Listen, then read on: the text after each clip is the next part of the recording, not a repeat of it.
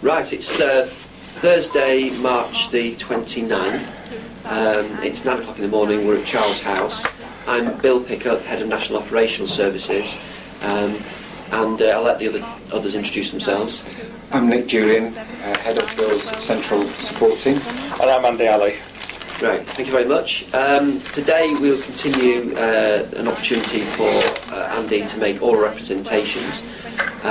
So over to you, Andy. Right, since we last met, firstly I haven't heard the transcripts from the last meeting. We haven't proofread them yet, but we're on to that. Right. They've actually been typed up, Andy, but we can proofread them. The second thing is, as you know, I asked for tapes last time. I've been asking for tapes for the last 3 years, and the Tax Credit Office, well, the Revenue and Customs have rather bizarrely come back and said that they've destroyed the tapes. Which tapes are these? These are the tapes of the interviews with the complainants by Tina Gallagher, by Dave King and by Janet Robinson. It's ridiculous that they said they destroyed them. I personally don't believe it, but there we go. They have given me written transcripts now, but as there's no tapes, there's no way to confirm whether or not they were made then or there. And I have got, only yesterday, transcripts from Tina Gallagher. So I'll begin with a few things. In this latest evidence that I did not have when you last interviewed me, Tony Smith, for example, says grievance was submitted by email. Well, I have a few. In fact, I'll actually begin by quoting the barrister from Revenue and Customs, Miss Ouvwaite, on a few things she says. Forgive me, I've got a cold. That's okay. It says, at 2.6, it says, the respondent's complaint policy is set out in the guide. The guide applies to everyone, irrespective of their racial background, and should be followed. By dealing with complaints in accordance with the guide, the respondent can ensure that complaints are dealt with equally and fairly.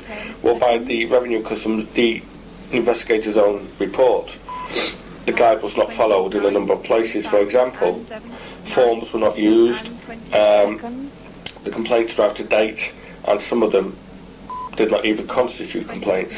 Further on, in Miss Ouvwaite says, it is most unfortunate that some of the complaints against the complainant were wrongly identified.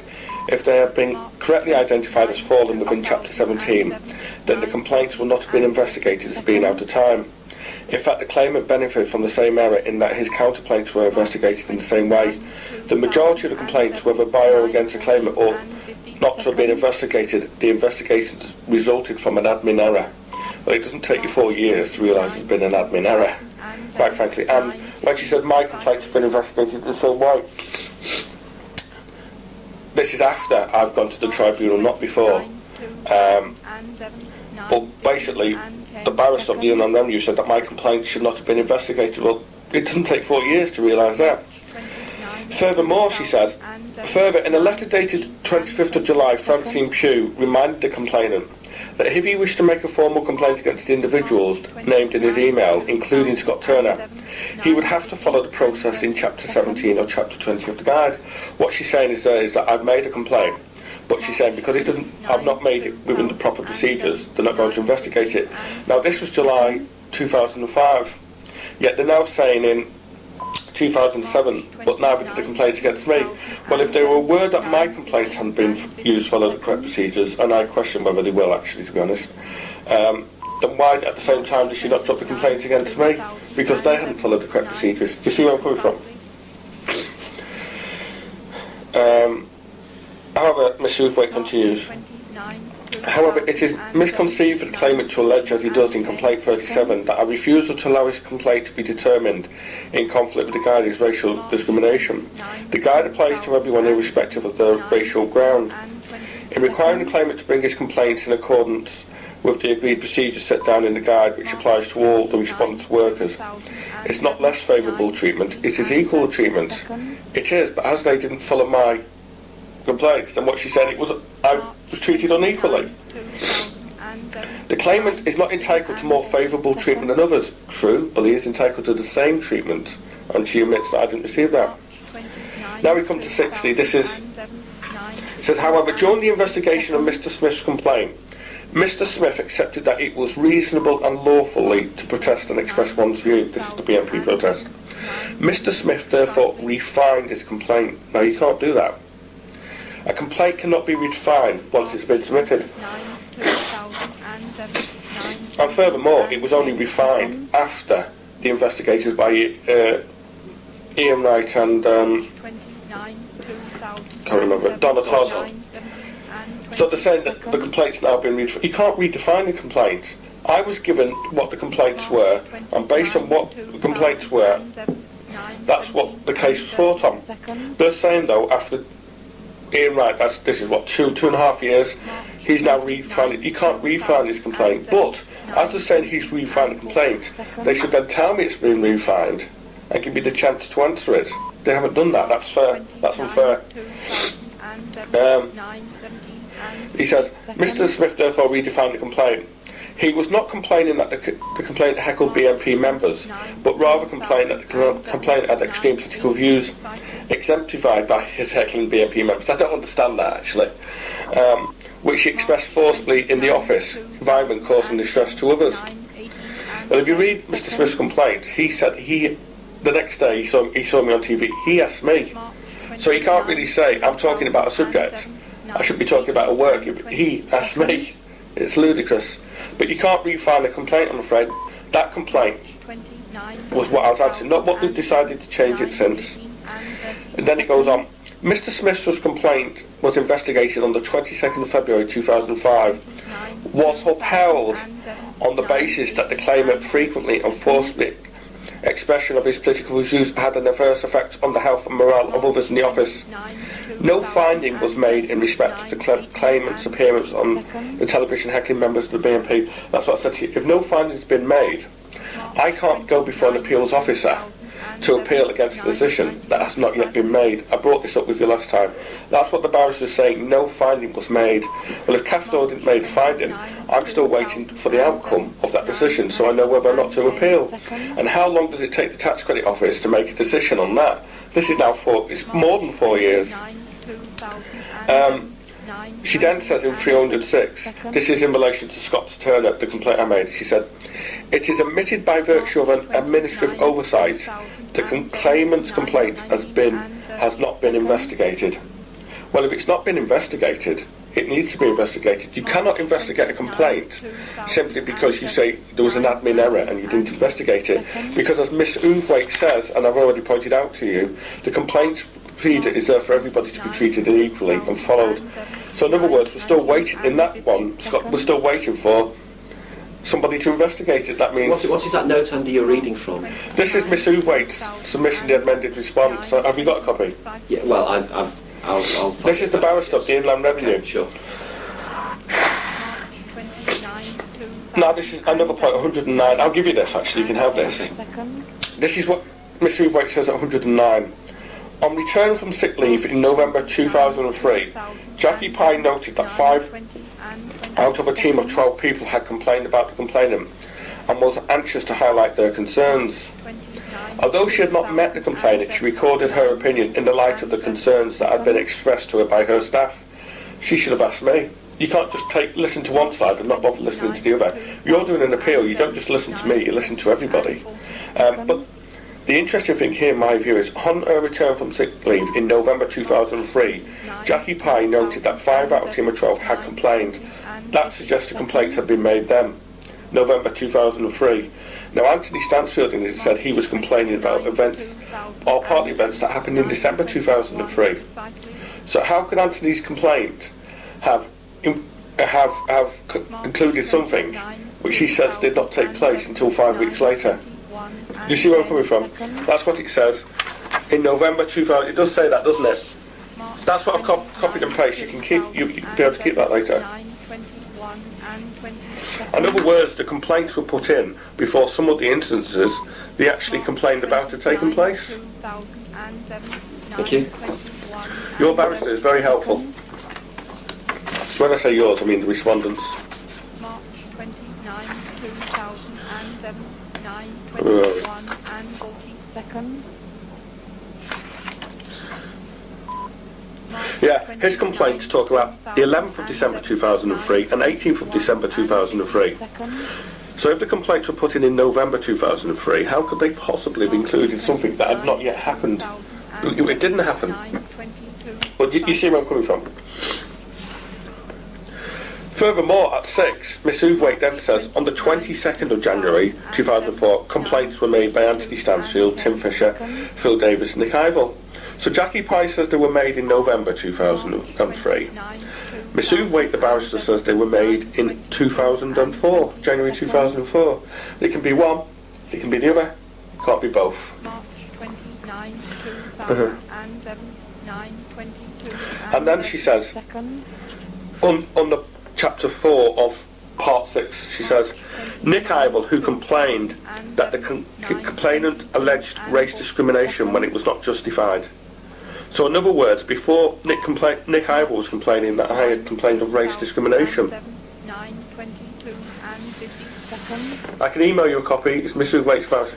So what, if I had complained of race discrimination before the complaints were put in, then there is a racial element to this now, because they're saying I complained of race discrimination. Now it's also racial victimisation, because once you put in a complaint of racial discrimination and action is taken for you for that, that becomes racial victimisation, because in good faith I have put in a complaint to my employer or to whoever. But Miss Uthwaite herself says that I had complained of race discrimination beforehand. Now, this is not on Miss Uthwaite's transcripts. This is in Dave King and Janet Robinson's transcripts, Ian Wright and Donna Todd. And this is what they say. When we were talking about the issues of sexual harassment, she said to us off tape in between interviews, that is Joe Lewis, what are the investigators doing having conversations off tape with some of the people?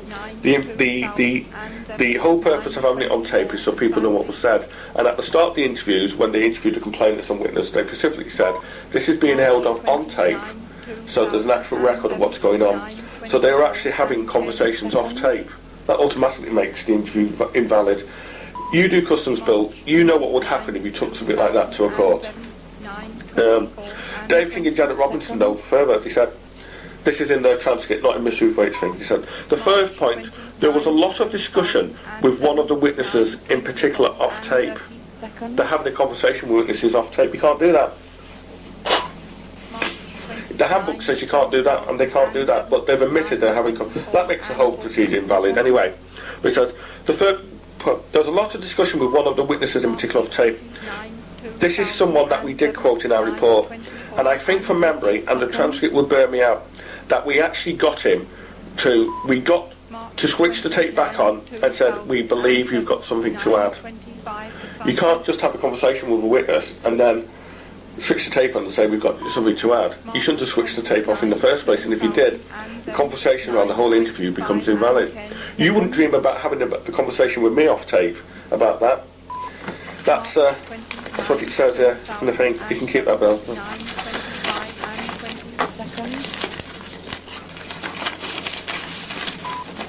Thank you. Thanks.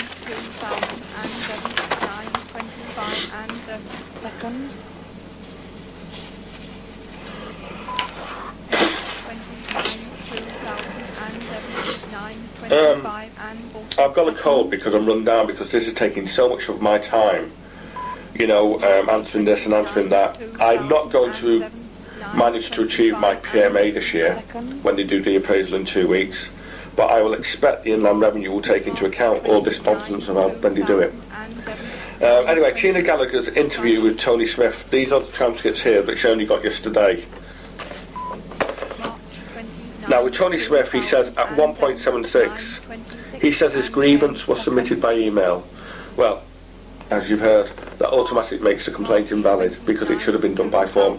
Because if my complaints weren't accepted because I didn't do it by form, then Mr. Smith shouldn't. A fact recognised by Dave King and Janet Dave King. There's that many investigators in this. Ian Wright and Donna Todd. And also, you've read the report by now, by Jim Sampson and Heather Whittaker. So, He also says at one time, he says he did not want to work. He put in for level transfer because he did not want to work with Anthony Stansfield anymore. This is at 1.10. Well, according to Dave King and Janet Robinson, well, that was a harmonious team. And yet, according what Anthony told Tina Gallagher, is that Tony Smith, because he wanted to move, because he wasn't happy with Anthony Stansfield. It provides Tony's address in here. They've given me one of the complainant's address. I don't think that should have been. Well, but they have done. Now, Tina Gallagher to Nick Ivell. This is dated. March 29, 2000. I've not put the date down here, but it's Nick Ivell's transcript to Tina Gallagher. Now, he says the behaviours complained about took place during 2003. This is at what? Do you want this so you can have a look? Well, Thank you. at 1.4. Nick Ivell. Do you want to go to Nick Ivell? March 29, 2007, 9:27 and 50 seconds. March 29, 2007. Have you got Nick Ivell? Yeah. At 1.4, it says the behaviours complained about took place during 2003. That's right, isn't it? 9:28 and 10 seconds. Sorry, on 1.4. Yeah.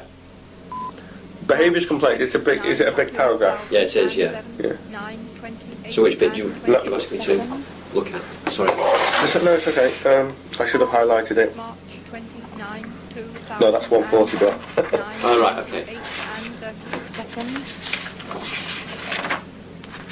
And that's Tony Smith. March 29, 2007, 9. There. 1.4. Okay. Nick Ivell.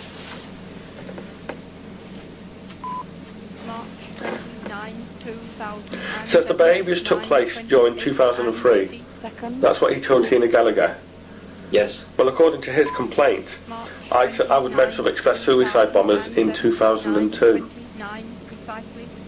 which I always denied.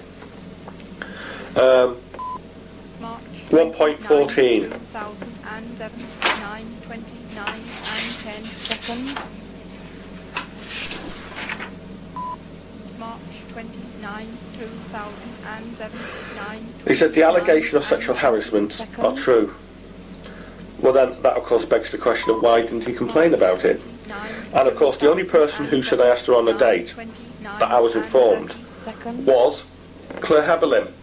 And Anthony Stansfield transcripts Dave King and Janet to Ian Wright and Donna Todd. He says that Claire Heberlin and Nick Ivell were having in a relationship. So does Tony Smith. At 1.22, you don't need to go to it. It says it was rabble-rousing at a demo. He's talking about the BNP.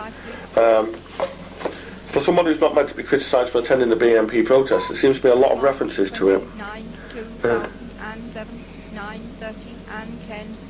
Oh, at 5, 1.60. Now this is important, actually. March 29, 2007, 9:30 and 20 seconds. March 29, 2007, 9:30 and 30 seconds. Yeah, here, 1.60. March Now he says, 2007, 9:30. if you have a problem with a colleague, you try to sort it informally. That's the way to do things. March 29, Yeah. 2007. Well, if he knew that then, why didn't he follow that procedure himself? None of the complainants took it formally. But an even more interesting question, in my opinion, is, why wasn't this picked up by Tina Gallagher? All she does is seem to have heard the complainants out and agreed with them full stop. But he's saying that you should have taken it informally. But he didn't himself with mine. March 29, 2007, 9:31 and 20 seconds. Oh no, this is probably the most useful thing for my case I have yet to read. 9:31 and 30 seconds. March 29, 2000. Right, it's I'm going to read this out to you actually. Second. This is Nick Ivel to Tina Gallagher. 170. I said that's not how this is. I'm quoting Nick Ivel. It's a very. It is a long paragraph, but I think it needs to be quoted. I said that's not how you handle things. You don't go straight for the jugular. Here's 117. Yeah. I said that's not how you handle things. You don't go straight for the jugular. You negotiate with people. You have an informal chat. You don't get them in trouble, which is what he was trying to do by copying in senior people to his email. I don't think you should send an email. I think you should talk to a person. But given that we have emails, you send it to the person concerned in the first instance. You don't copy in your band-aid to C2 and C21. That incident for me was the final straw. And then afterwards, I wasn't responding to his question. Actually, I'll go straight to the point at once because we'll be here all day otherwise with this. March 29, 2007, 9:32 and 50 seconds. March 29, 2007, 9:33 precisely. Can you just switch off the tape a minute while I just find it? Well, you'll just keep it. It's easy to keep it running. Alright, okay. There's absolutely no rush. Take your time. The fact the tape's running and there's nothing on it doesn't matter. March 29, 2007, 9:33 and 20 seconds. March 29, 2007, 9:33 and 30 seconds. March 29, 2007, 9:33 and 40 seconds. I should have marked this, but I only got this yesterday. Okay, just take your time, so rush. 50 seconds. March 29, 2007, 9:34 precisely. March 29, 2007, 9:34 and 10 seconds. I'll come back to that actually, because I need to find that. I'll leave that for a sec. Okay. He says at 172, I was the first person to come forward, with his complaints. How would he know? How would he know he was the first person to come with complaints? Unless you specifically discussed it with the other people, you don't know who came first or at what time. He says at 187, a man who has terrorised his colleagues, and he's referring to me as a terrorist now again. Then he says at 11, I got on fully with Mr. Ali for most of the time he was with us. That's at 192. Well, that, he's contradicting himself here. He says the King report is a very good report, but it would be to them because it was based on opinions and not facts, and it overlooked evidence, vital evidence, for example, which I will show you shortly.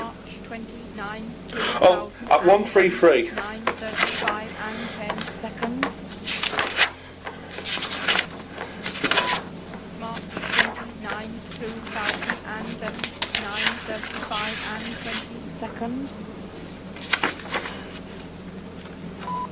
March 29, 2007, 9:35 and 30 seconds. He did engage with JP, who's been spoken to as a witness. That's John Polachek. He did engage with John Polachek, who's been spoken to as a witness. Can you see? The question then becomes, how did Nick know that John was a witness? Witnesses, just like the complainants, are not meant to have discussed the case. Now, as John was only chosen as a witness, interviewed as a witness in August or September of 2004, the only way Nick could have known that John was had been spoken to as a witness is if they had discussed it. Do you follow me? Because Dave King and Jenna Robbins says we chose our witness, yeah? So they've been discussing it after the complaints have been put in. Another reason that validates the case. Because the list of who was a witness wasn't given to the complainants. In the report, it referred to people as witness 1, witness 2, 3, so on. So the only way Nick would know that John had been spoken to as a witness is for John to have spoken to Nick about it. March 29, Yeah, Tina Gallagher, 20 Stansfield. In fairness to all, we have compliance procedures. Well, that's what they're for, to be fair to all, but it wasn't followed in my cases. It's abundantly obvious. Tim Fisher to Tina Gallagher. Now, according...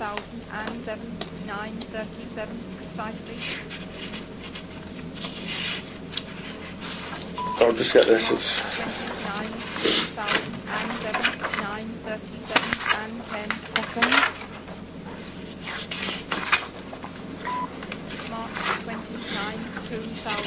He mentioned suicide bombers. Now, that's the first I've ever heard of Tim Fisher saying that. Not in this, in the transcript as well as this, so I am taking that forward. I can't complain about that earlier because nobody's ever told me that Tim Fisher said I supported suicide bombers before.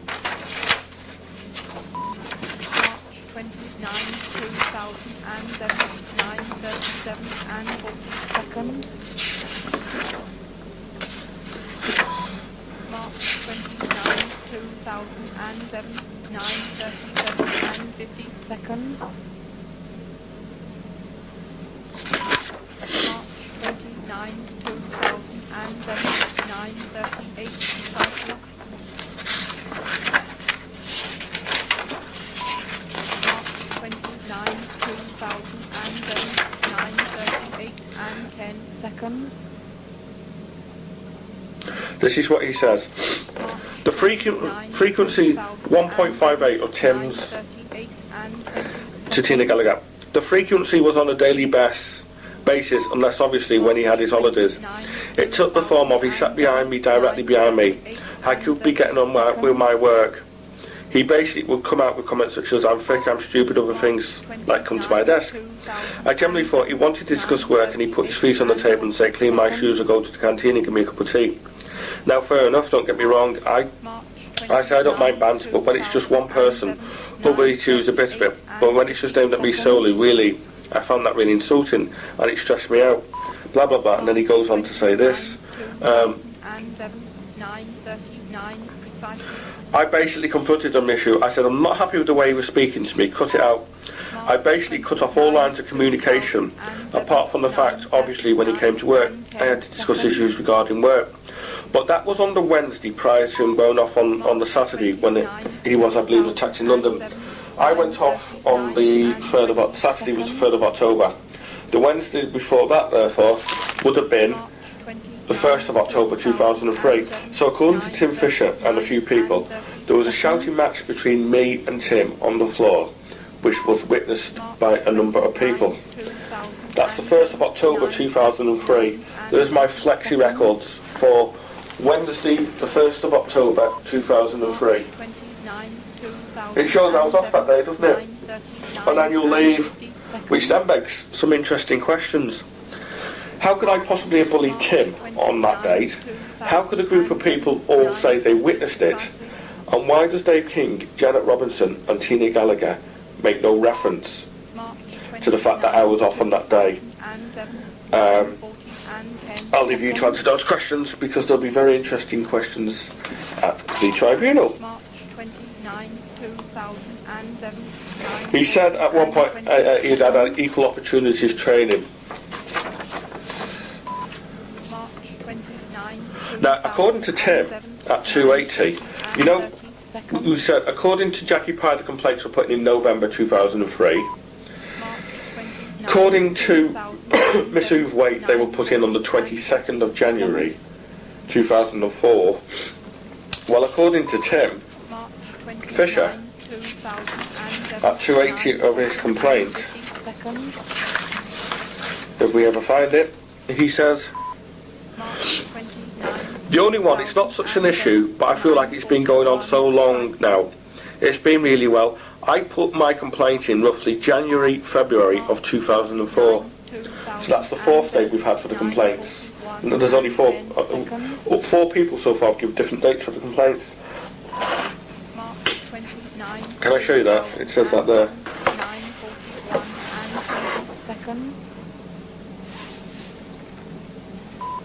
March 29, 2007, 9:41 and 30 seconds. Thank you. That 4.3. 41 and 40 seconds. So 387. March Which is not here. 2007, 9:41 and 50 seconds. March 29, 2007, 9:42 precisely. Now, Tina Gallagher tells the people that she'll be making a decision very shortly after these complaints. She might, or just might, like to have interviewed me first. The civil service position is that I said I couldn't be interviewed because the police had told me not to, and I've shown a statement now which showed they hadn't. It seems that Merseyside police and Lancashire police were given two different accounts. But on the 27th of September, I asked her for information and said I won't be back until the 20th of October. My union rep then, Mark Baker, emailed on the 11th of October, I think it was, and asked her for information. But despite that, she never got round to interviewing me or asking me my views, which tells you a lot about how that interview was conducted. 9:42 and 50 seconds. But Phil Davis admits to having equal opportunity training, which then begs the question of why you didn't follow it. But this is what he says at 2:08. This is probably, as I was saying before, the most revealing statement I've ever seen. It must admit, it did take my breath away. March 29, 2007, 9:43 and 20 seconds. This is what it says at 2.8. The impact of was the fact that we all ended up then not speaking to Mr. Ali, none of us. We decided the only time we would speak was anything necessary with work. The rest of the time we would not. We would not indulge with conversation or anything with him. That's what it says at 2.8. 29, 2007, 9:43 and 50 seconds. 29, 2007, 9:43. So, according to Phil Davis, what he's saying is that just before I went off, after being assaulted by right-wing extremists, he, Nick Ivel, Tim Fisher, and Tony Smith had all made the decision not to talk to me. That's bullying. Four white members of staff are deciding they're not going to talk to an Asian member of staff. That is bullying. Even if I'm not Asian, but it is bullying.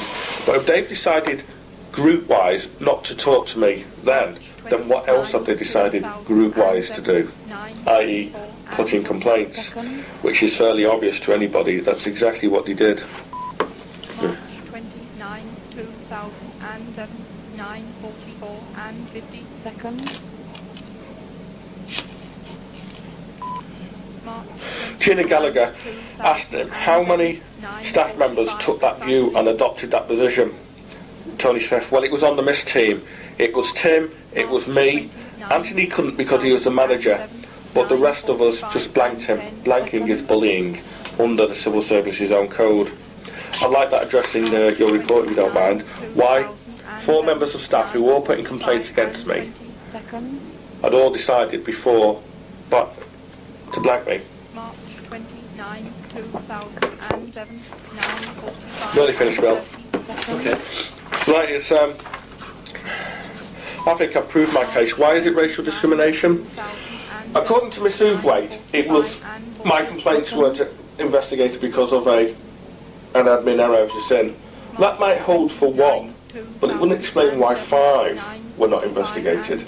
I mean, you can have an error for 1, possibly 2, but 5 just seems a bit thick to me. Nick Ivel said that he accused me of playing the race card. The fact he said that I made a call to Virgin Rail where I played the race card, and it was witnessed by a few people. The telephone records show I've never made any such call. Virgin Rail have never heard of me. Why have any record of such a call? And the complainants couldn't do it. And Nick Ivel, in his transcript, not this transcript, the transcript to Dave King and Janet Robertson, says he thinks it was Virgin. Well, you know, he must know, surely. It was race discrimination because they accused me of supporting suicide bombers based on my Arabic headscarf. Do you remember last time I gave you that piece where he said he assumed I supported Arabic? And do you remember the piece I gave you where Saima Anwar, in her statement said that Tony had come to her and said, "I wouldn't be surprised if I came to work with a bomb in my shoe." Well, if you read Tony's transcript, I'm not going to point it out to you, if you read Tony's transcript to Dave King and Janet Robinson, he refers to the shoe bomber himself there. So that's just proof, really. It's harassment because if you accuse somebody of playing the race card and it's wrong, you are using their race to harass somebody. So that is because it creates an intimidating and hostile environment.